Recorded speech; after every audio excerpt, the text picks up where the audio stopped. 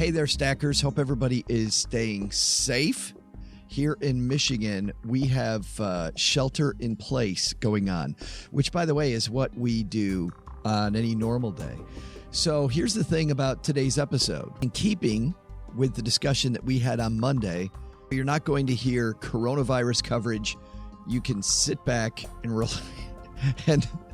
relax knowing that we're not going to spend a lot of time on this. At the time that we recorded this episode, by the way, I thought that I was headed to Japan to visit my daughter who teaches English there. And Cheryl and I and her twin brother, Nick, were excited to go. My sister, my brother-in-law were going to go. By the way, big shout out to Delta Airlines for easily canceling all. We had to cancel so many things. And I have to tell you a couple things. Number one, having a credit card where you can dispute charges through your credit card. We had some people that wanted to only give us half our money back. And just seeing what was going on globally, I get it. These are small business owners. I'm a small business owner. But still, I'm not using any of the service. I'm not doing any of the stuff. And by the way, I still need to go to Japan, and I really want to use your service. But when you decide that you're keeping half my money, probably not going to go with you next time. A mentor of mine once said, most people look at the short term and obvious, look more at the long term and not so obvious if you really want to win. So this episode was recorded thinking that I would have been in Japan for now 9 days. So currently I would be through Tokyo, Kyoto. Of course, we were going to go to Disney Seas. We were doing that on day one. And we would have been down in southern Japan now. But instead, I'm here with you today, getting ready to talk about adulting with your money. Good time to be adulting. All right, let's go. You know, I don't understand this podcasting thing. How come you boys can't have those keg parties and chase the girls like all the other nice boys do? Y'all are nerds.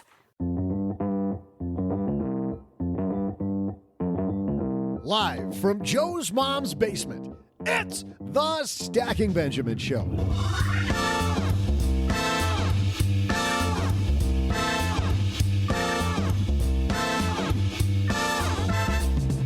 I'm Joe's mom's neighbor, Joe, and what?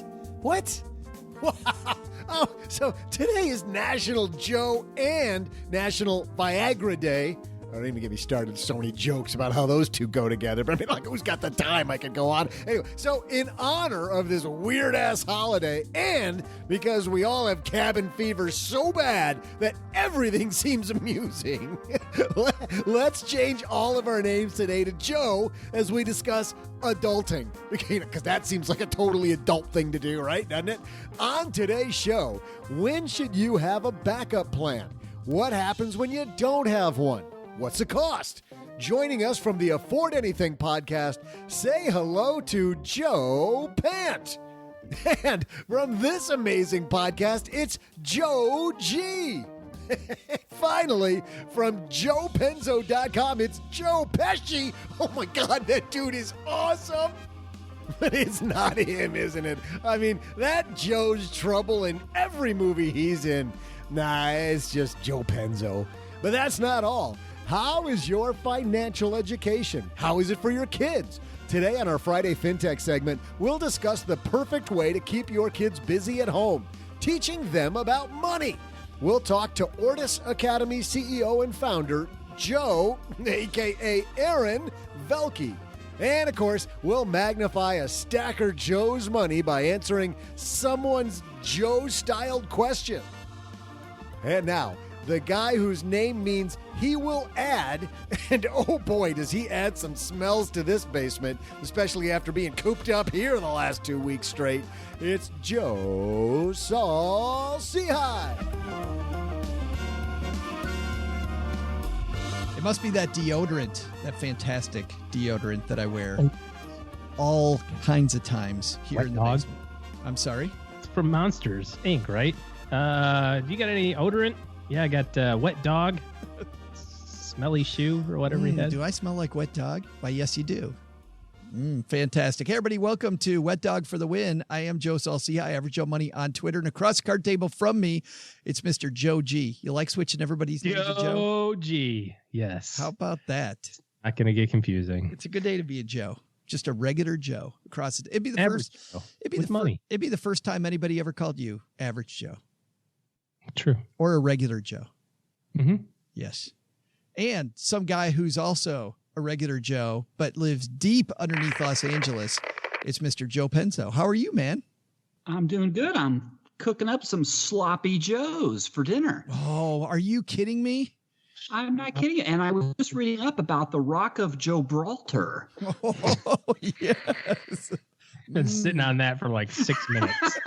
like just like I gotta wedge That one it I finally got somewhere. to use that one. Thank you. I'm waiting to put that in. Thank you very much. He's here all week, folks. Tip your wait staff. And from the desert, right in the heart of Las Vegas, it's our friend Joe Pant. You know, one of my favorite literary characters is Joe March, the character from Little Women. And that's yet another Joe, another female Joe. And we are currently in the month of March. And Is this airing in March, by the way? You can see just barely. Do you think we know what days our show airs? We have no idea, Paula. And for everybody playing at home, we know that we did the Joe game. That's Len. That's Paula. That's OG. And today, guess what, guys? This is also brought to you by the Motley Fool. Thanks to Motley Fool for supporting Stacky Benjamins. You know, when everything is changing and the stock market is all over the place like it's been this last week, it's a great time to learn how these different positions react to different circumstances. Motley Fool's Stock Advisor provides 2 stock recommendations every month to kickstart your 2020 financial goals. Motley Fool's offering 5 of their favorite stock picks for free with the market the way it is right now at fool.com/SB. All right, we got the gang back together. No guest today. The band. We are The partying. band's We got back the together. band back together. Absolutely.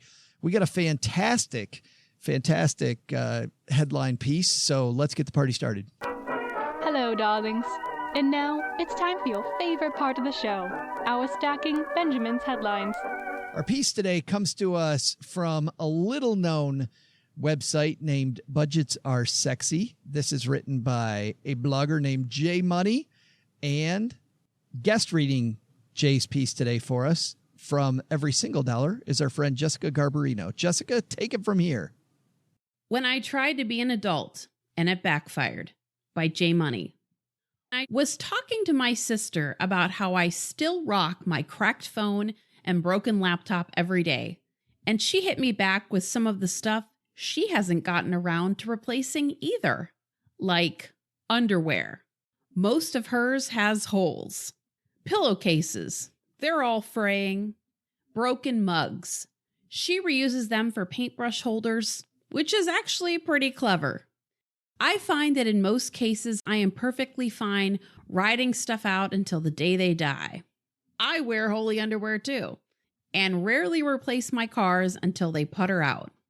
But the other month I thought maybe it's better to start acting more like a, quote, adult and create a backup plan in case either of those important items up there crash and burn and completely collapse my life. Or at least this blog, since without a phone or laptop, you'd be reading a blank page right now. So I reached out to an old friend in the phone biz who hooked me up with an Android phone she didn't need anymore. Thanks, Sherry. And then shortly after, I went out and picked up a brand new MacBook Air I've always been curious about and thought it would make for a great upgrade when needed. But then here's where the crazy thing happened.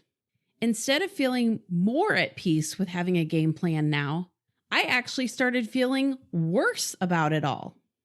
First, because both items are still sitting in their boxes collecting dust and not helping a single soul, the worst as a practicing minimalist. And secondly, by the time I actually need to use either of these, it's very possible they'll long be outdated. Or at least not up to modern technology standards. Not that that's the worst thing in the world, as any phone or computer is better than having nothing at all when you need one, but I wonder if I jumped the gun too fast here and should have waited a little longer. It also feels bad keeping money stashed in a place never being used, laptop, but then again, maybe that's what it feels like to others who put it in savings/retirement to be used for a quote rainy day later. This is just a different kind of unpleasant planning. Fortunately, I have no concerns about saving money for later, but it does seem like I'm not so great at keeping backup stuff for when those fateful days come. But now watch, tomorrow both my phone and my computer will die on the spot, which in a weird way I'm kind of hoping for. Does this make me a whack job? At any rate, thought it was interesting how jacked up our brains can be at times, and wondered if at any of all of you have ever experienced such malfunctioned planning too. At least now you'll know if there's ever a blank page here, it won't be due to lack of publishing tools. It'll mean I'm either dead or kidnapped. That's all. Here's a pic of my cracked phone, by the way. I can still see 70% of the screen. Len, you've tried to be an adult before. Did it backfire for you too? Well, I guess it depends how you look at it. I've actually been an adult. That's part of my prep. You know, I'm a prepper, right? And I want to say right now that what Jay's doing here is I think he's almost apologizing for prepping. And there's a difference between prepping and saving. And basically that's what he did. No, I mean, you're laughing at it, but it's true. I mean, I see nothing wrong with what he did. He thought, hey, if my computer goes down, I need another one, right? And so he bought him one and he's got a spare. There's nothing wrong with that. I know how he can feel uncomfortable because he's saying, geez, I should have just maybe saved it as money or what have you. But I think what he did was a smart thing, frankly. I think so too. And it's funny because I'm even looking over at the shelf next to me, and here's this backup recorder that I bought. I bought it a year ago thinking this thing was going to go down. OG knows this because it looked like it was going down. We figured out how to fix it.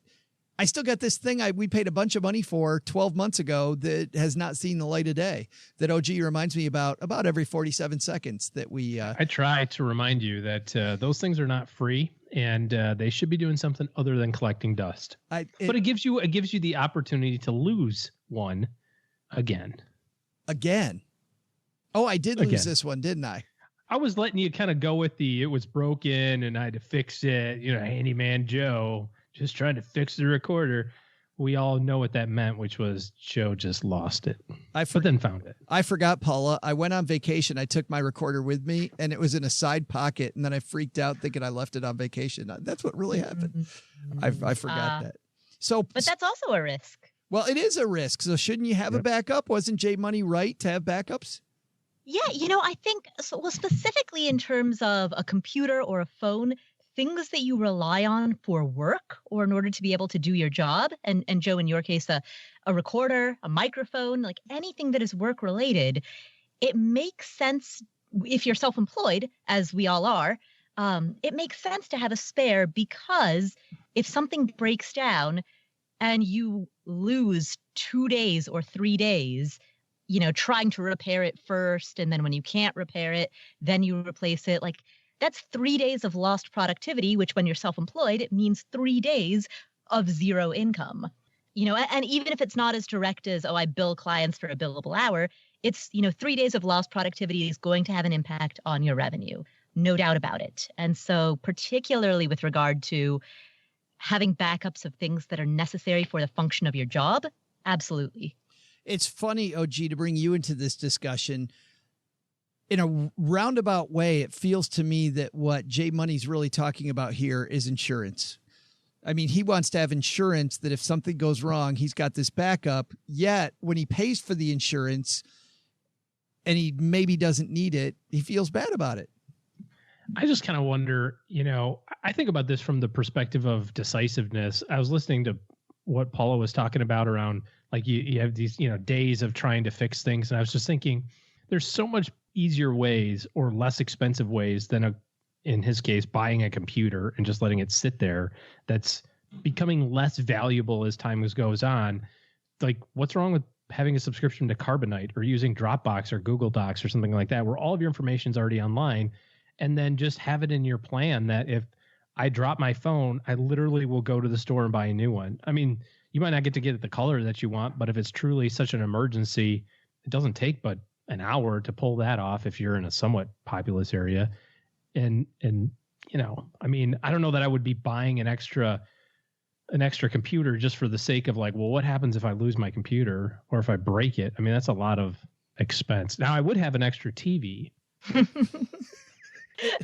An extra Xbox. You have to have an extra Xbox. I do have 3 Xboxes.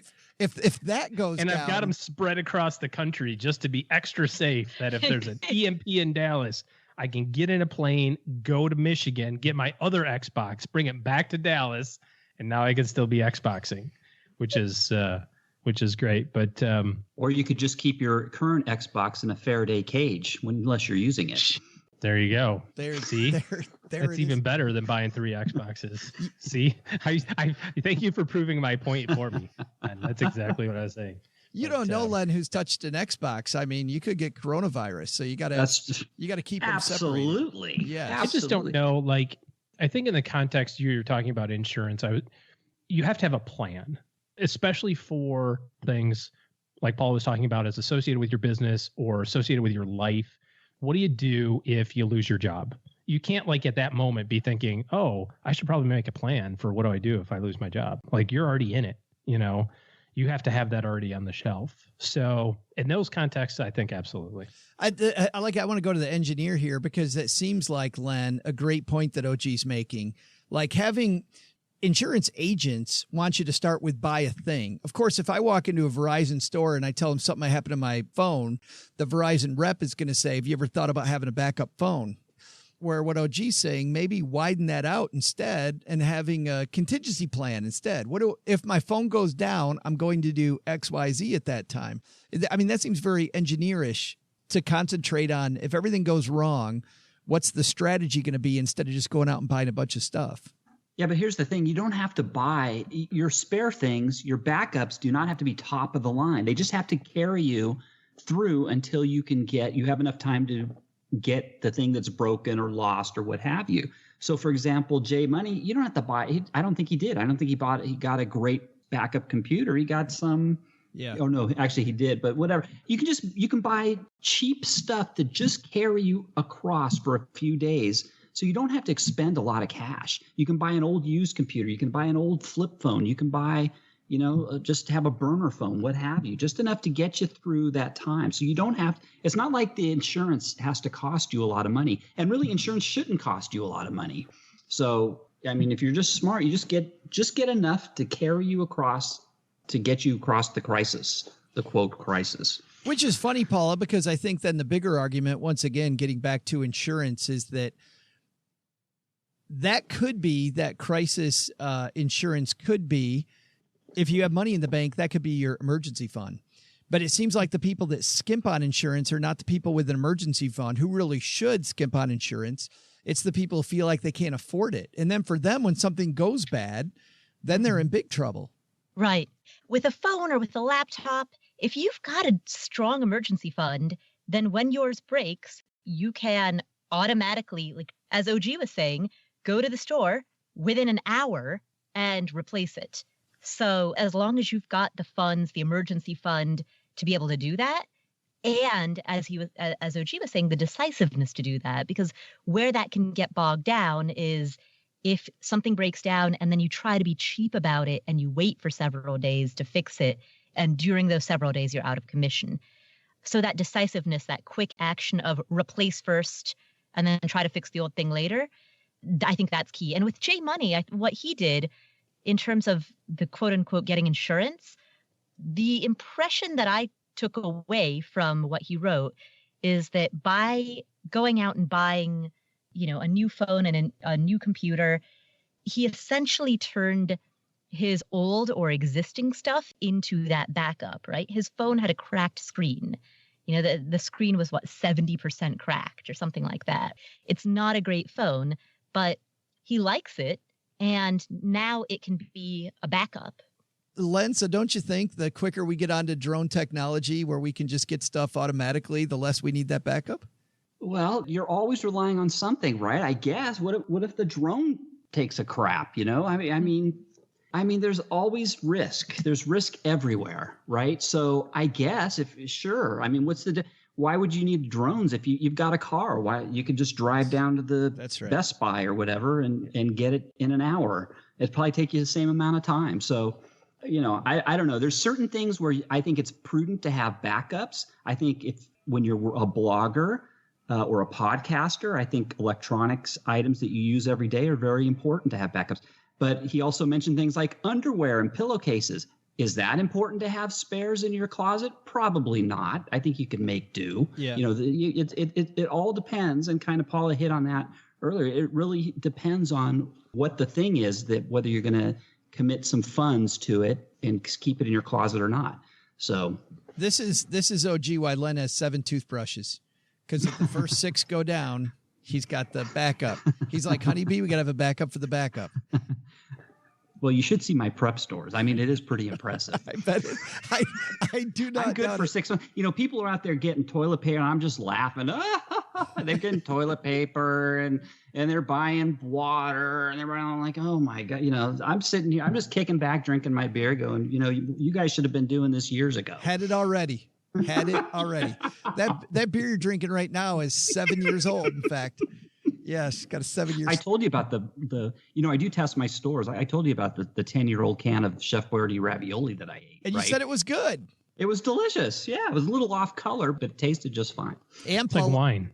It gets better. If you store it correctly, you got to store it with the can side facing forward and 57 degrees. Rotate the can every 6 months or whatever. Mm-hmm. Yeah. Is this Chef Boyardee 73? Delish. This is the original. That's right. I've had the 75. Not as good. That was not as good a year. They must have packaged that one worse. What's our big takeaway here, OG? Don't go crazy. Just if something breaks, just go fix it. It doesn't have to be that complicated. You don't need an extra MacBook sitting in a box somewhere because you're worried just that, or don't throw out the old one. Like when you do get the new one, just keep the old one for a cycle. Like that can be your backup. Like I was talking about with the phone. Paula? Yeah, I agree with the don't throw out the old one. And then I guess I would also say that an emergency fund is the ultimate insurance. And Len? Ditto what OG and Paula said. There's insurance, there's smart things to get spares of, and then there's not so smart things to get spares of. So critical items for your work, yeah, good idea. Underwear and pillowcases, probably not.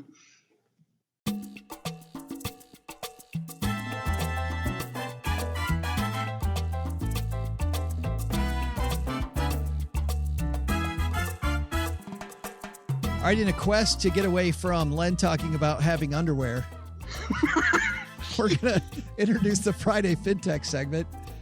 Didn't need to know that, OG, that Len doesn't have any backup, just in case. Everybody else is hoarding extra toilet paper. Len's like, who needs more? Do you guys have spare toilet paper in your cars? Because you can wear the same pair of underwear 4 days in a row. Everybody knows that. Right. No, but do you? Do you guys have spare underwear in your car? Underwear? Not spare underwear, spare toilet paper. That's a whole different. Depends on where I'm headed. I was Louis Diner. Out, but yes. I know you won't take that out, Joe. So. Absolutely. Going to the taco truck.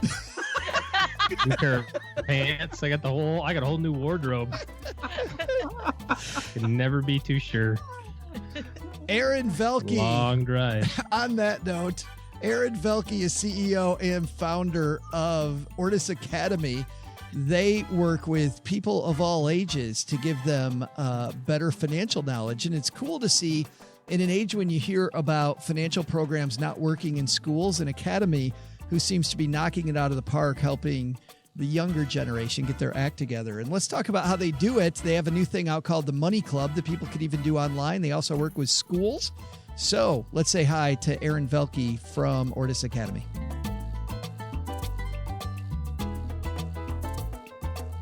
Here he comes down the stairs to the basement, our new friend, Aaron Velky. How are you, man? I am having a great day so far. How about you? Well, great now that you're here, because anybody who's interested in financial education is clearly a friend of mine. But I wonder, nobody gets into the fin ed business, maybe except you. I don't know, but for money, right? Right? I mean, bravest of brave. That's right. This is not known as, I don't know if you know this, maybe it's a spoiler, Aaron, but this is not the big money segment of the universe. Why did you guys start Ortus Academy? Me and my business partner are both coaches. And when you spend a lot of time with kids, what you realize and see are these gigantic gaps in what the real world is like and what they're learning. And anybody that's in education is noticing that there are massive holes in education. There are deficits in what's real and what's not. And money is a glaring one. So there's just this core why that's missing. Why are you learning social studies? Why are you learning about engineering? Why are you doing technology? Why are you learning how to type? And money is just that connective tissue for us.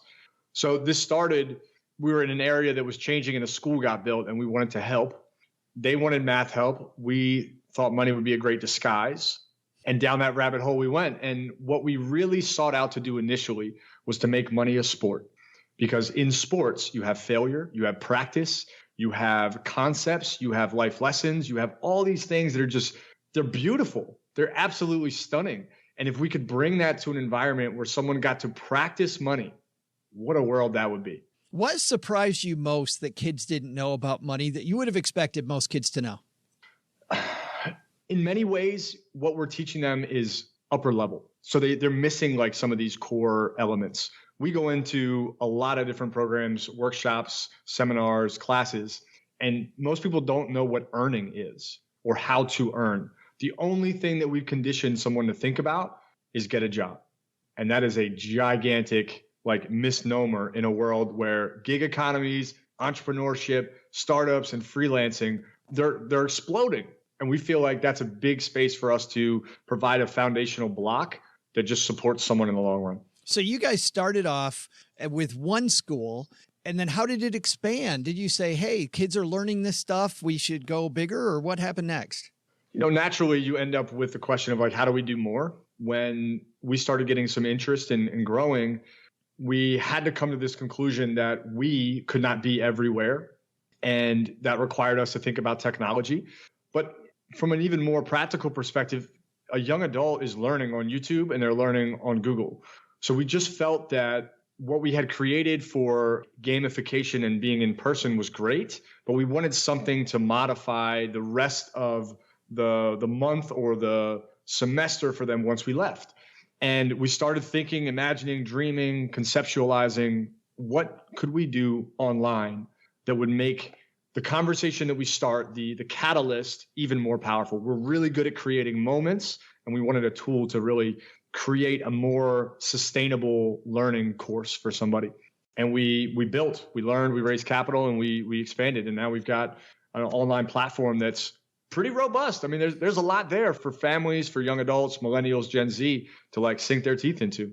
I want to talk about both things you guys do. You're referring to one thing, which I believe is your money club. And then the other thing I want to talk about is how you interface with organizations, if we have educators listening, because you guys also do that. But before we get to that, I want to talk about some statistics that I've seen that I'm sure, Aaron, you've seen more than I have. And that is that, we complain a lot about financial education in our schools and the fact that it's not there. And yet you look at the numbers, statistically, financial education in schools hasn't really worked. There's a few places that it has, though. You guys are a place that it definitely has. What needs to change that you guys are kind of doing, and maybe a few other people? I'm thinking about our friend Gene Natali in Pittsburgh. There's a few others that I think we can shine a light on. What is it that needs to change about financial education that will bring up, all I can think of is the $1,000 word, efficacy, right? That makes it tangible and usable so the kids actually hang on to it and change their behavior. It's a great question. I think the $1 million question as well. For the last 50 years, we've looked at money as a function of logic. And we don't make logical choices. Everything we do is emotion. It's impulse. It's like this fired temperament of how we're feeling then and there. So we don't buy a pair. We don't go to the mall all right, I have 2 pairs of shoes. I need no more. We're like, dude, those shoes are hot. Yeah. And we've approached this knowing more will create better behavior and change habits and fill someone with enough momentum to really create better financial outcomes. But knowledge doesn't do that. I can tell you all the facts about money. It won't change that you still love to go shopping as retail therapy, right? Retail therapy, if there's ever been a more emotionally driven term, it's that. Right. So what we've really focused on is the mindset, the personality, the behaviors, the habits that will eventually give someone enough of a basis to insert more knowledge and make better choices. Knowledge comes after we like ingrain some of those things. And self-awareness is a big piece of this. I know plenty of guys my age, I'm 32, that they know, but they're broke. Yeah. And it just speaks to a deeper problem. What we're seeing is a decoupling of pain and pleasure with like the way we can spend online, the way currency moves. And as that continues to widen, where it's 30 days before I actually experience the cost, spending is going to go up. And we've got to have tools and understandings and behaviors that support this change, or we're going to end up just stuck in the same cycle. So we focus on that and application of that through games. So you're not talking about just facts and figures and how a checking account works or how the monetary system works. You're talking about behavioral economics.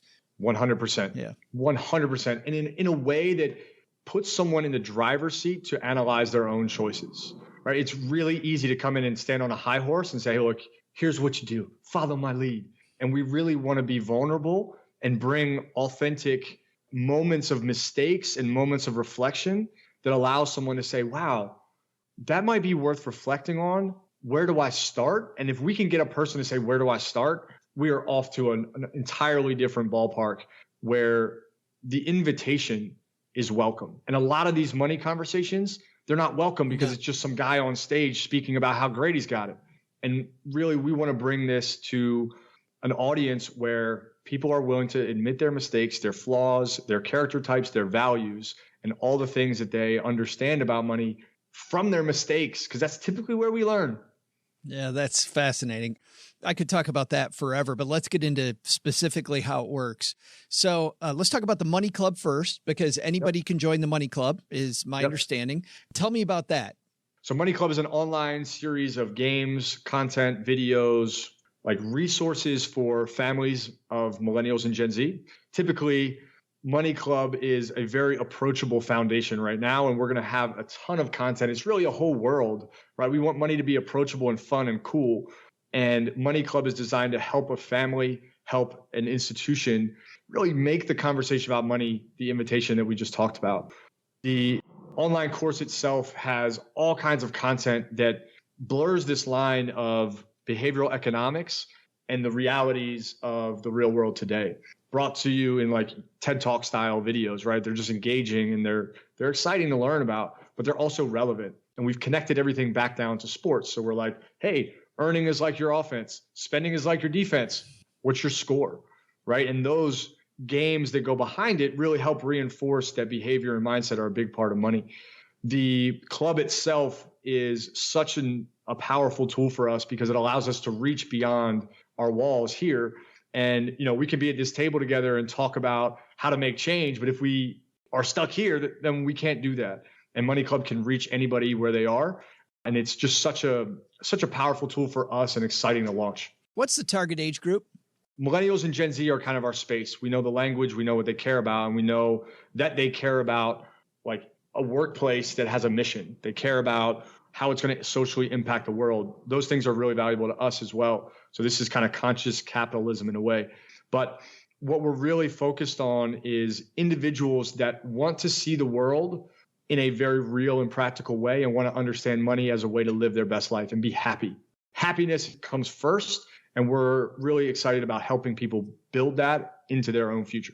That's where I get frustrated, Aaron, is that, you know, because I hang out in some online communities as a part of my job, and I get frustrated. In fact, this morning I saw somebody really diving into the technical details, was very frustrated because they didn't understand any of the technical stuff. And my first thought was kind of exactly what you're talking about.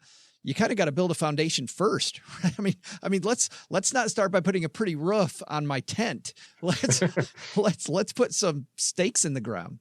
Yes. And let's be honest about that. It's just a tent. It's not $1 million home. We're going to start in a tent.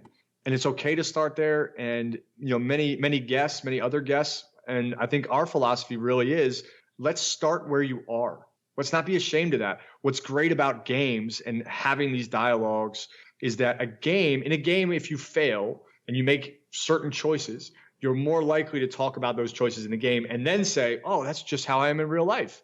Whereas if we come in and say, hey, tell me where you're making a mistake, you'll blow it off and walk away from it.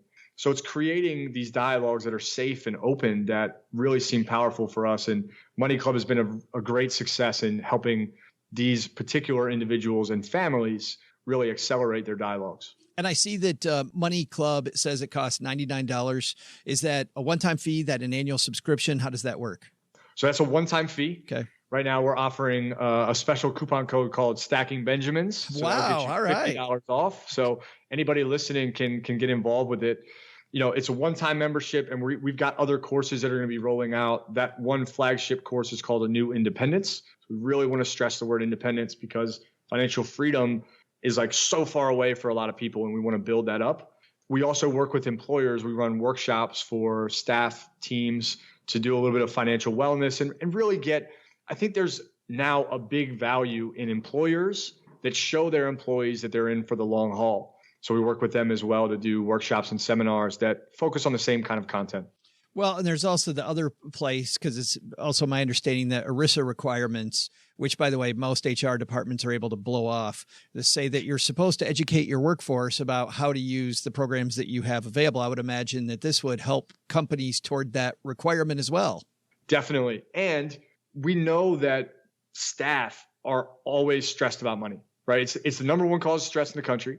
Millennials and Gen Z are definitely focused on like, how do I solve this stress? So we don't have the science to say, hey, this is going to improve your productivity. What we do have is enough data to say, if we improve the finances of your staff, you're going to see value in it in the long run because they're going to see the value that you gave them. So it definitely helps HR. It definitely is a great benefit to offer. It's good for families. Like, this is a subject that's really for everyone, and that makes it tough for us to find the audience, but it's super critical, and we're trying to be an active part of the change. Let's talk about the younger generation, though. You guys also go into schools. Talk about that. We do. So we come into schools and run a variety of different programs. We've got some that are shorter, some that are longer. We kind of a la carte it. But ultimately, we have some live in-person events, some games that are like hands-on. Again, that's sport out of money.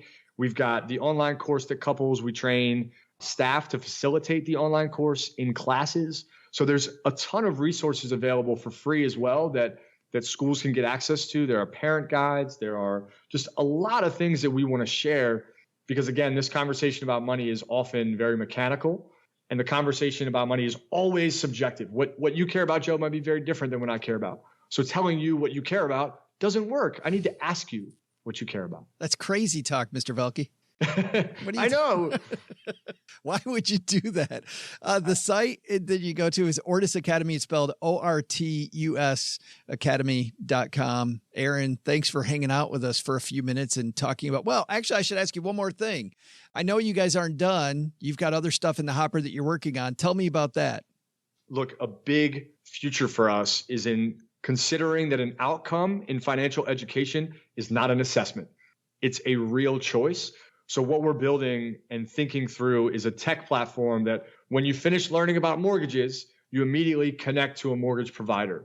When you're thinking about, how to leverage insurance and like you've now learned about insurance, we connect you to an insurance provider that's trusted, that helps you figure out anything from lending to credit cards to homes, mortgage, all of these tools, because we know two things. We know people don't trust the overwhelming amount of detail on the internet. And we know that people like to help people they like. Yeah. So all of that flows back and forth. And our tech platform is really going to be a hub for someone to get educated and then make the choice. Because we want to say, hey, 80% of the people that took our class on how to buy your first home now have a home. That to me is changed financial education.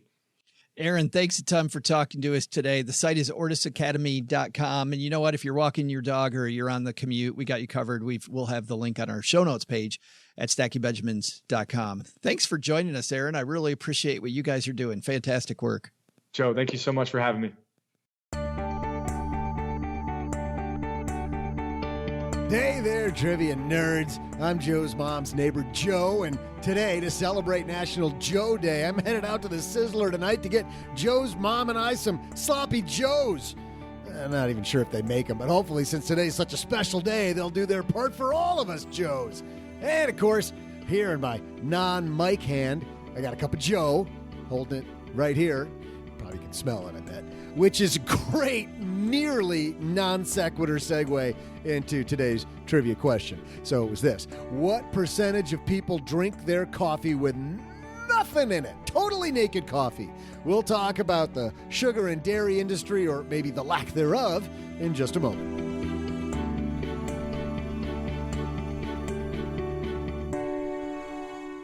Hey, I realized that before we talked to Aaron, we never answered Len's real question, which is about keeping toilet paper in the car. So maybe OG, do you keep toilet paper in your car?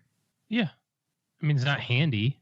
Paula? It really has to be quite an emergency to be able to, I mean, you got to dig for it. You got to earn it. I don't want to know where you're keeping it in your car. It's like a treasure hunt. Oh boy. No. Paula, do you keep some in your car? No, it never would have even occurred to me to keep toilet paper in my car. Me neither. Len, you've got plenty in your car, I assume. No, I actually have those one. They have little travel rolls of TP. Really, it fits in the little center console. It's awesome. You ever have a case, though, where you're squatting on the side of the road? I am not stopping to help if I see your flashing lights on. I'm driving along like I'm leaving Penzo alone. Guy's having a moment. Boy. Trivia-wise, let's get to our question. Len now has widened his lead. He has 5. OG has 3. Paula has 1. So, man, we're moving ahead. So that means, Paula, is this the week when you start your big comeback? Absolutely. Here we go then. Would you like to guess first, in the middle, or last? I will guess last. All right, OG. First is fine. All right, OG taking the lead. So, OG. Nothing in it. Nothing in it. Black. Straight. So I guess we have to decide how many people actually have coffee, and then look at the average size of a coffee cup. This is actually why do you have to know how many people drink coffee? Well, it's just the percentage of all coffee because I'm drinkers, right? trying No, to is it the confuse percentage of Paula. people? See? Exactly. I knew it. Leave me alone in my logic. You do you, baby. All right. So Mars is the closest planet to the sun. And Paula doesn't know what we're voting on. What number do I pick to win? That's really the question. So I'm going to say that it's the vast majority of people, I'm going to say it is 64%. 64% of people drink their coffee without anything in it. Straight, no chaser. Wait, does bourbon count as it? That's an additive. Okay. 64. 64. Mr. Penzo. Oh, gosh. I used to drink, when I first started drinking coffee many, many, many years ago, I started drinking coffee when I was like 5 years old. And it was like 1/3 coffee, 2/3 milk, and 5 teaspoons of sugar. But now, as I'm closer to... And everybody thought you had ADD. Right. But now, closer to retirement age here, I just finally, about a year ago, the last bit of sugar stopped going into my coffee. So there's no sugar whatsoever when I drink coffee, and very little cream. And I don't know what that has to do with, what everybody else drinks, but it seems to me when I go to a restaurant, it seems like quite a few people have their coffee black. And when I'm in the office, it looks like more people have black coffee than I'm going to say, gosh, I think you have a really good guess there, OG. That's the problem. And I want to be kind, and I don't want to get too close to you. Social distancing. Yeah. Plus, there's the strategy. I got to be careful not to be totally Chelsea Brennan by Paula. I'm sure more than half people drink their coffee. No, I'm going to say 45%, just under half. He's so sure he's not going to say 50. Well, I want to go a little higher than OG, but then I'll just get Chelsea Brennan by Paula. So I'll go a little lower, make it more tougher for her. Well, Len, she's only won once. It's not like her strategies work so far. I'm not sure at this point you got a lot to worry about. All right. So first of all, the ambiguity in the question is, are we talking about what percentage of coffee drinkers drink their coffee black, or are we talking about what percentage of the population drinks its coffee black, factoring for the percentage of the population that does not drink coffee at all? I can define that for you because, and I think it's the way OG and Len answered this, and we'll go back through theirs, but it's percentage of coffee drinkers. So is that the way you understood it, OG? Depends on what Paula says. Yeah. Do you want to change your answer? No. Len? Nope. All right. All right. Len, your answer was 45? Yes. Was that right? Yes. All right. I am convinced that it's less than half. So I'm going to go with 44. She takes 44. So let's see if Paula finally is going to win a second time this year before the first quarter's over. But first, we got to make you wait for a second. We're going to sweat this out. Well, you've seen it and I've seen it online this last week. The stock market's all over the place. People are wondering what to do.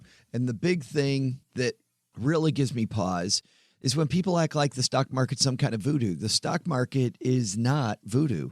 The stock market is a reflection of what companies are worth. And while the market goes up or down over short periods of time, looking at how stocks respond to different stimuli, such as coronavirus, I think makes a lot of sense. So enter our friends over at Motley Fool. Big thanks to them for supporting Stacking Benjamins. If you've ever wondered how to invest or you struggled to understand how the levers work, Motley Fool's just what you need. The Motley Fool provides advice and guidance that cuts through the noise of standard business sections and websites and provides you with simple, easy-to-use analysis to help you understand the market. Motley Fool started by two brothers, Tom and David Gardner. They've been through this before as well. I remember when I first heard about the Gardners, it was in the 90s. So they know market downturns. Tom is the CEO. David's the lead stock analyst and board member. The Motley Fool's flagship service, Stock Advisor, provides 2 stock recommendations every month with daily analysis and coverage. And that's the piece that I really like, the daily analysis and coverage of your positions. Motley Fool's become well-known analysts, identifying leaders and trends before they became everyday aspects of life. To kickstart your 2020 financial goals and to get on top of how markets work, especially if you're someone who's worried about your investments right now, knowledge is power. To kickstart your 2020 financial goals, Motley Fool's offering 5 of their favorite stock picks for free to stackers. Go to fool.com/SB. That's fool.com/SB. OG, looks like you're in the clear with most of the stuff above 50%. That's got to make you feel good. Guess we're going to find out. Len, well, you got like a range of about 10 in there. Yeah, but it's in the middle. It's in the middle. And I think statistically, I have a much higher percentage than you would, right? Because I think the numbers between, say, 80 to 100 are out of the question and 20 to 0 are not. So I think I have a really good chance here. Yeah, you got the middle of the bell curve. And Paula, yes. Paula, to his point, that really gives you what, 44 to 10? Actually, if I were not Chelsea Brennaning and if I were to volley a guess with no strategy behind it whatsoever, I would still have guessed somewhere between 10 to 20%. I think it's a fairly low percentage of coffee drinkers, probably closer to 10%.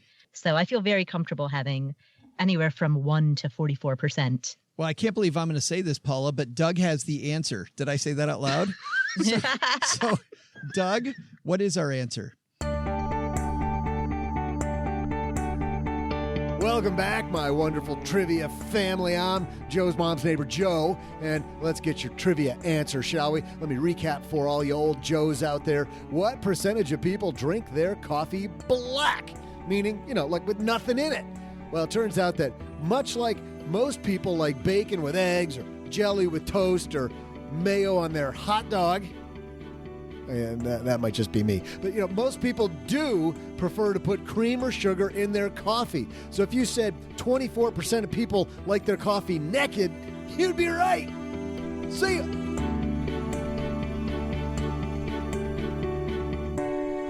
Wow. Nice. I'm shocked because the number of people at my work, it seems like a lot more than half drink black coffee. But I'm wow. actually shocked it's so high. If it's 24%, that's like 1 out of every 4 people. I would imagine that it would be even less than that. Like I said, I'd imagine it would be between 10 to 20, closer to 10. Most people have something in it, you think? Yeah, absolutely. Vast majority of people have something in it, I guess. Yeah, going with... You know what's great when you go to a fancy restaurant and after dinner and you order the coffee and they give you that coffee. They give you all kinds of things, not just cream and shit. They give you like the little chocolates and the cinnamon sticks and whiskey. Oh my God, it's so awesome. Yeah. Bourbon, vodka. Baileys. butter in your coffee. Beer. MCT oil. Butter.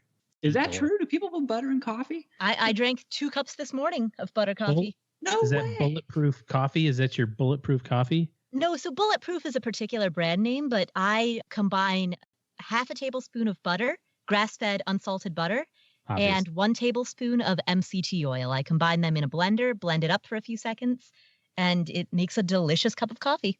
All that butter in her coffee is why Paula's going to start putting toilet paper in her car. Wait a minute. What did you say? Grass-fed what? Unsalted grass-fed butter. I do half a tablespoon of that, and then You mean 1 the tablespoon. The cows were grass-fed? Yes, the cows ate grass rather than grain. Any free-range chicken in there or anything like that? No, no Cage-free? chicken. Neither chicken nor cage-free eggs chicken? in my coffee. All right. Very good. No cage-free butter. In there, we went to. Have you been to one of those restaurants where they give you like the coffee they make on the Bunsen burner, where it drips in the Bunsen burner? That's yeah. I've had that at a coffee shop once. Unbelievably delicious. Was yours? Yeah. Mine was great. I make this stuff with a French press. What's that? The AeroPress is the best. The AeroPress you like really well? Yeah, it's just so hard to make. Yeah, Paula, you like the French press? Yeah, I make my coffee at home every day in a French press. So I make French press coffee. Then I blend it with butter and MCT oil. And then I put it in a smart coffee mug, a Bluetooth-enabled coffee mug that keeps the temperature consistently at 130 degrees. Christ. I like that line from what was the show where Michael J. Fox was the mayor's right-hand person? I know what you're talking about. Heather Locklear was in it. No, but why am I asking Paula? I shouldn't be asking Paula. Yes. Back to the Future? But on that show, a guy walks into the break room. One of the characters walks in the break room and says, I like my coffee like I like my women. And this woman goes, you like paying $55 for a coffee? It was just horrible. It was absolutely horrible. Today's hotline call comes to us. That's an old joke. That's an old joke because it's $100 now. I know. Yes. And you can't say that joke either. That's not appropriate. Today's hotline call comes to us courtesy of MagnifyMoney.com. You know what happens, Len, when you had to Magnify Money? No, tell me. When you go to StackyBenjamins.com/Magnify Money, you'll find those financial products you use every day at your bank nowhere near the best in class. Over 92% of the products available online, all ranked at Magnify Money. Head to StackyBenjamins.com/Magnify Money for more. And today, we're going to help who? We're going to help Nick magnify his money. Say hi, Nick. Hey, Joe and OG. This is Nick, and I need your advice on how to spend more money. My wife and I, a few years ago, bought a house in the cheapest area of LA County and decided that she would commute for a while we save some money. Now we have a toddler and a new baby on the way, and we're starting to look at school districts. The areas where we would actually want to live cost about 4 times the amount of our house. I don't know if we're going to be able to make 4 times more money or what we would do, but how do you go from a neighborhood that's maybe $300,000 on the low end to a neighborhood that's $900,000 to $1.3 million. Let me know. Looking for that money. Holy cow, Nick. Thanks for the question, Nick. So, Paula, what magic can you give Nick here? Maybe pick the Powerball? No, several options. So first of all, if the overriding concern is neighborhood rather than specifics about the home itself, are there condos or apartments? I mean, what is the smallest footprint thing in your ideal neighborhood? Look for that. That's one option.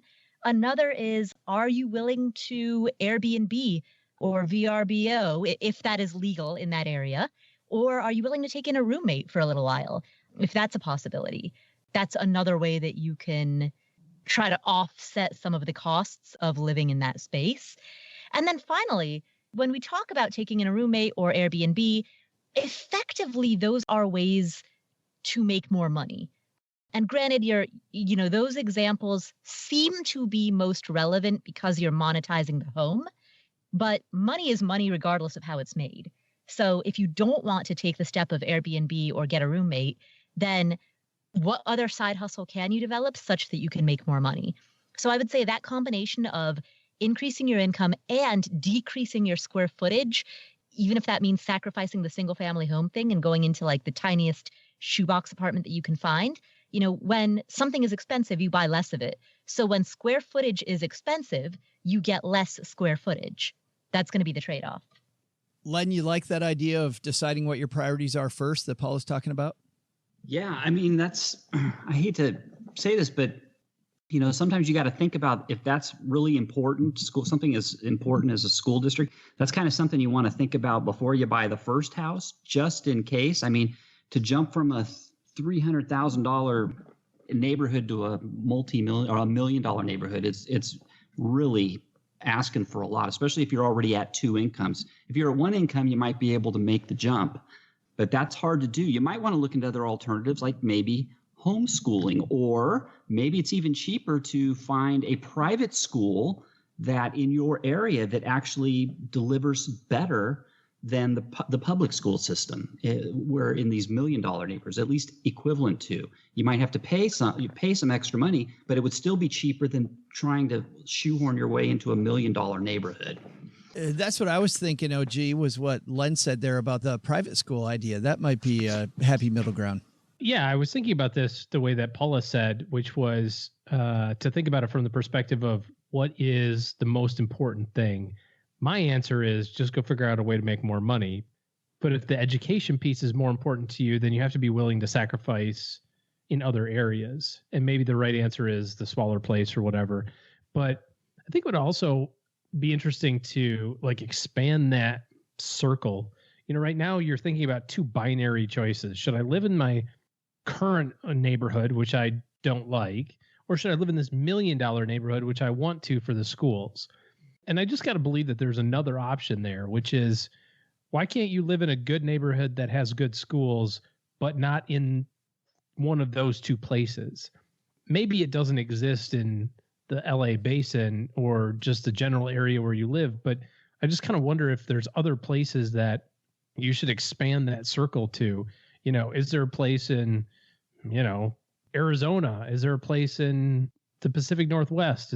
Are there jobs that you can look at that accomplishes both of those things if they're both equally important? I want a big house, I want a lot of, whatever square footage, and I want a good school district. I mean, I think that the common refrain in financially stable people along the way is that they're very, very, very cognizant of their housing expenses. And you could probably swing, as long as you've got a reasonably decent income, you can probably swing a mortgage payment on an $800,000 house. But it's going to come at the expense of everything else. It's going to come at the expense of any sort of social or fun activities. It's going to come at the expense of any sort of savings or investing. So I just don't see that as a reasonable, as a reasonable choice. So I think outside the box would be my suggestion, but I like Paula's the best. Well, and I also but because a lot of what you said, OG, had to do what Len said, which is, thinking of other solutions.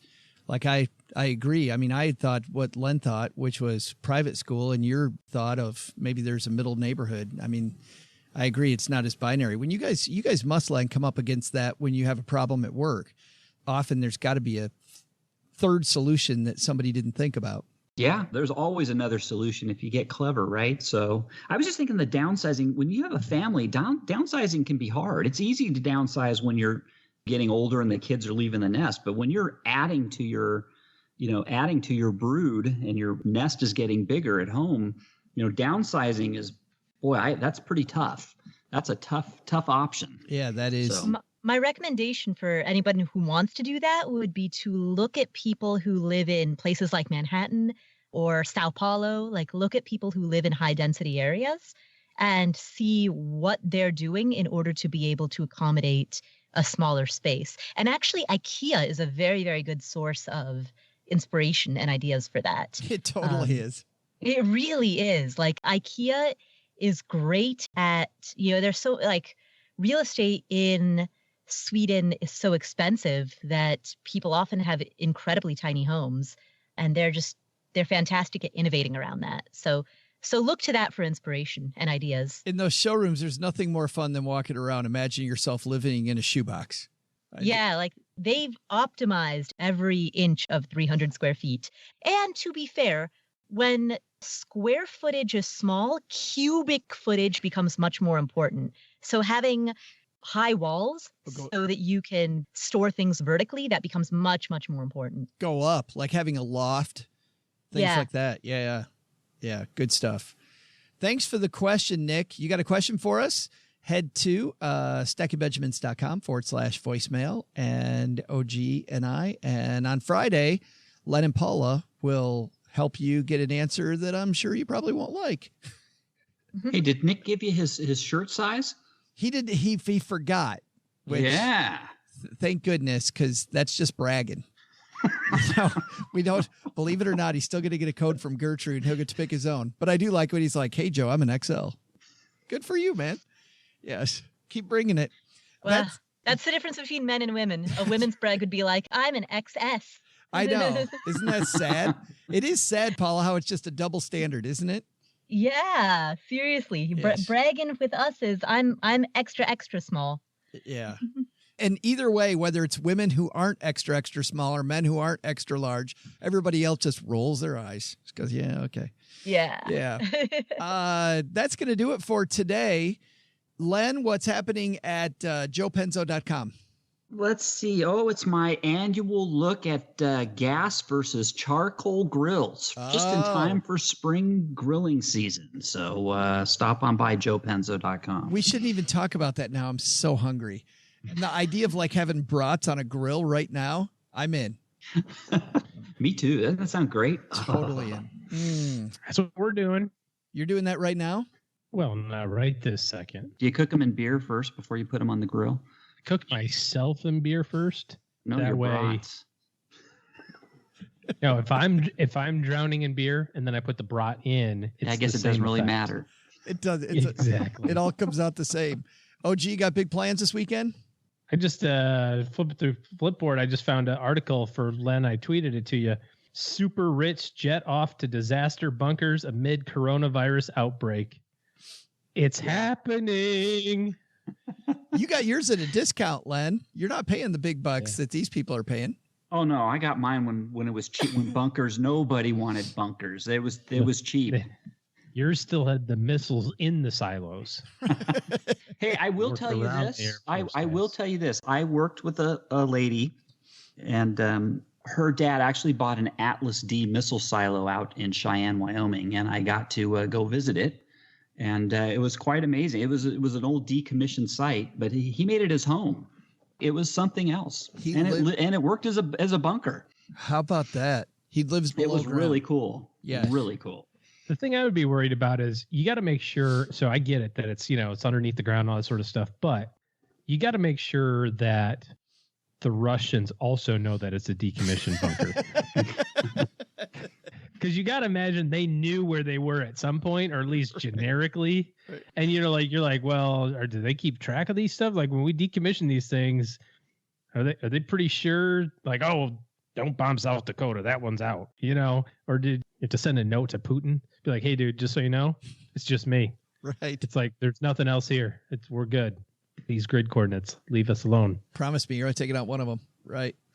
I have no idea what's happening this weekend because I don't know when this show's coming out. 3/27. Oh, I am in North Carolina presently, is what I meant to say. And I will be in North Carolina for another day and then returning home. Little after school activity, which is not flying an airplane. It is not. It's a different thing altogether. And Paula, your after school activity is also not flying an airplane. That is correct. I can firmly say that I have never in my life flown an airplane, though I have been a passenger more times than I can possibly count, starting with my first airplane ride at the age of 6 weeks. Really? I'm sure that was fun for everybody else on board. Yeah, he's fun. Yeah. Are you in the Million Mile Club yet, Paula? Ooh, no, I am not. Okay. You close? Do you know how many miles you got? I don't know because I don't know what it would add up to between all of the different airlines. So, not sure. You were asking about airplane club. I thought you were going to. I'm like, Len. I said million. I said million mile, not mile high. Woo! It's like Joe hears what he wants to hear. But hey, Paula, just since Joe brought it up. So actually, you know what's funny? So when I lived in Boulder, I used to work as a campus representative for the Peace Corps. So I was managed by the Denver Peace Corps office. Denver is referred to as the Mile High City. And so the director of the Denver Peace Corps office used to call us the Mile High team. And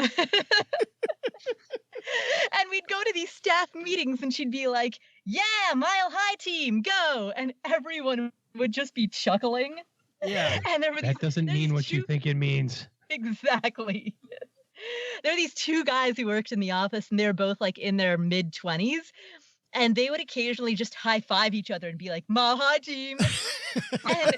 and the director, their boss, loved it because she thought that they just had a lot of enthusiasm for their job. Oh, no.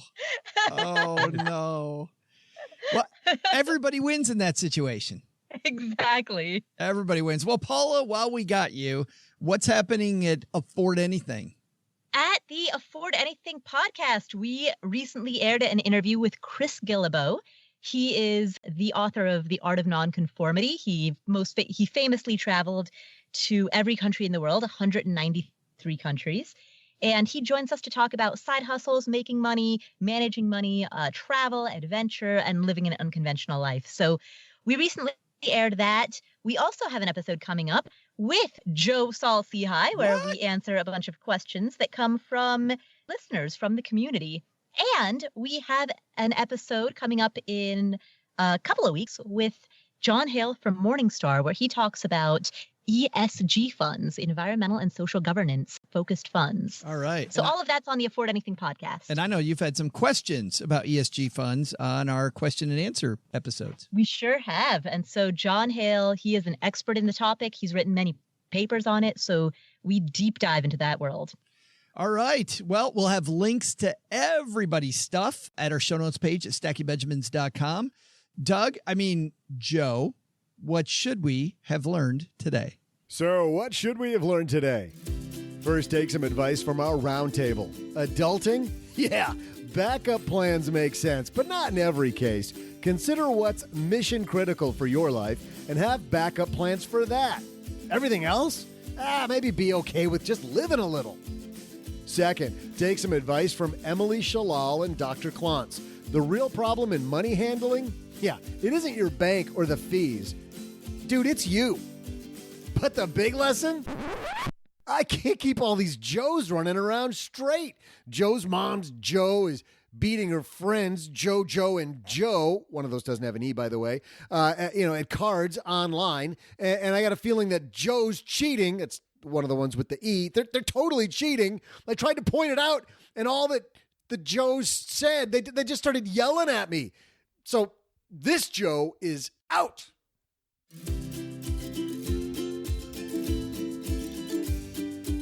Big thanks to Aaron Velky from Ortus Academy for stopping by. You'll find a link to the Money Club and all of the Ortus Academy programs at stackingbenjamins.com.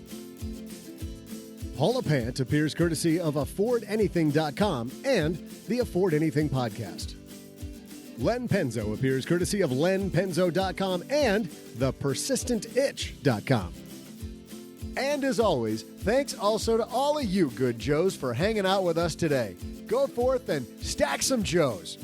And then wash your hands. This show is created by Joe Saul-Sehy, produced by Karen Rapine, and engineered by the amazing Steve Stewart. Online, visit us on Twitter at SBenjaminsCast or on our Facebook page. I'm Joe's mom's neighbor, Doug, and I just jumped the shark. SB Podcasts may receive payment on the show from sponsors and guests in the form of books, giveaway items, discounts, or other remunerations. That's a big word. There's no way you take advice from these dorks, but like Joe's mom always says, don't take advice from people you don't know. This show is for entertainment purposes only, and before making any financial decisions, consult with a real financial advisor.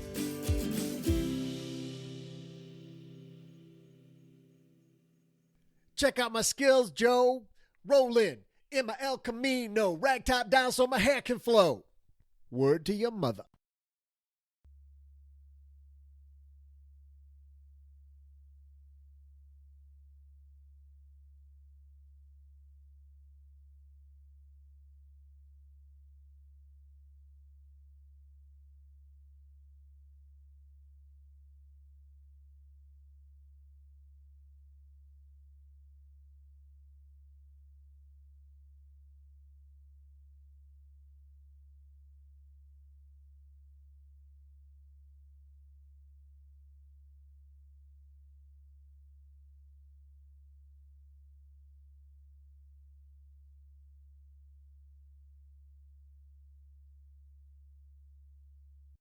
OG, I think you have a game we were going to play. How much is enough game? It was something about like getting some money. Everybody writes down like a number on a piece of paper. Yes, it's coming back to me now. It was something we read. We were talking about it offline. Something that I read about. Oh, it was you're meeting with a very, very, very wealthy person. And let's just say it's the three of you. Maybe you guys have thought about this already. It's the three of you. And the very rich person will write you a check for everything that you need for the rest of your life. Everybody gets to vote. So everybody gets to write their number down. The lowest person gets the money. And you don't get to know what the other person wrote down. So let's do it. Len, Paula, me. Person that writes the least number gets the money. So how much do you need? And I would say that just for argument's sake, remove, because although I would suspect that we're all financially successful in different ways, remove from your calculation in your mind what you may have already accumulated in assets or in cash flow. You know, so like you might, assume Paula, for example, starting zero. Yeah, right. Assume that you're starting from zero. So how much do you need? What's the total amount that you need? Written? Should we start we should all be at the same age too then? Affirmative. Question. So once we get this money, are we allowed to invest it? Yes, but you can never work again. This is it. This is the money. You're done. So what age are we working from? What number do you want to pick? Do you want to say the same age? Let's say 40. Let's all be 40. Bam, Paula. Joe and Len are like, hell yes. I thought it was cool. Paula and I said the same number, but okay. All right. So you don't get to know what the other person wrote down. Lowest number gets it. Everybody else doesn't. And I guess it doesn't matter, but then it goes on to say that you don't get to know what the winning number was, but whatever, it wouldn't really matter because you'd be working the next day anyway. Yeah. But you could never work again, and you got to live on this money however you choose to invest it forever. And starting at zero means we don't own a home. None of us own homes. Fair enough. So we're all renters right now. Okay. Right? And no Social Security. Correct. Yeah. Whatever. Sole source of income. Yep, this is it. This is the bucket from which you need to live on for the next 60 years. Right. Wow, you're going to live to be 100? I'm going to live to be 138, actually. Wow. That way I get to see all my kids turn 100. All right, has everybody got their number? Len's still calculating. I am. I want to be the lowest. No, I want to get down to a minimum. Paula, you got your number? Yeah, but it also has to be a big enough. It has to be a big enough number that you can, be comfortable. I mean, you could put $100,000, but you really want to live on, $400. I gotcha. Okay, let's hear it. Is this money pre-tax or after tax? This is what's in you get the check. There's no strings attached to it. No. Okay, so no taxes taken out of this. Right. Nope. Did you whip out a 12C? A 15C, an engineering calculator, not a business calculator. Excuse me. Pardonnez-moi. Reverse Polish notation. It's a 15C. I just gave you my number. Can you see my number? No, we didn't see it. No, I couldn't see it. I just saw lots of zeros, which also is my number. All right, who's going first? Paula, you want to go first? Sure. All right, my number is 3.5 million. 3.5. Joe's like 3.4. Actually, yeah, strategically, if I was going to try to come in under somebody, I would go like 3.4999, just in case anybody else grabbed 3.5. I would Chelsea Brennan them. Right. But yeah, but you don't know what anybody else has. So it's just 3 or 4 or 5 other people that all have the exact same circumstances as you. All right, Joe, you're up. Well, it's funny because I went 2.199 because I thought somebody else might go 2.2. Okay, 2.2. 2 point, basically. I'm out. My number is way higher. Len, what was yours? I'm out too. My number's way higher too. What was your number? 10 million. 10 million. See, I was at 5. I figured I could make do with 5. I'm thinking of inflation, so I threw an inflator in there. My thinking was that 3.5 million at the 4% withdrawal rate would lead to 140,000 a year, and then because that's invested money, that 140,000 would be subject to taxes, and so 140 pre-tax is, if I couldn't make another dime, that's a good amount. Plus, starting from a place where I don't yet own a home, starting from a place of zero. Yeah, 140 pre-tax is probably the lowest I'd comfortably go. That's so funny because I was thinking Joe's gonna slum it at like 50 grand. I was thinking 80. I was thinking 83,000 bucks, but it was mostly competitive that way. I wanted to get something. I wanted to get the money. I'm like, well, what's the smallest? Yeah, but you can never work again though. That's the trade-off. The trade-off is if your numbers is too low, then you're relegated to that lifestyle from now on. I would find a way if I could win this competition. So I don't know if I won or lost. Did I win? I might have lost. You were the Lotus, so you won. No, but I'm saying I might have lost because now I can't work anymore and make that number bigger. Yeah. So see, I've seen the number where if you want to, even at $100,000, and if you want to withdraw at 4% a year, and you want to go for 25 years, you need, you're taking tax. You have to consider taxes and inflation. You really need $4.765 million for 25 years, starting at the start of your career. If you're expecting $100,000 in today's dollars salary, right? So most people say, "Oh, I need 2.5 million." 25 years, 100,000. But no, there's taxes and inflation. It's $4.765 million. That's just for 25. And if I had to live for 50 million, that's or 50 years, that's double that. That's 9.45 million. So that's how I came out with the 10 million. It's crazy seeing even with my uber low number, then you see people that are trying to retire with, $600,000. Yeah, because people forget the taxes and they forget the inflation. Forget inflation. Yeah. They forget. Yeah. It's tough.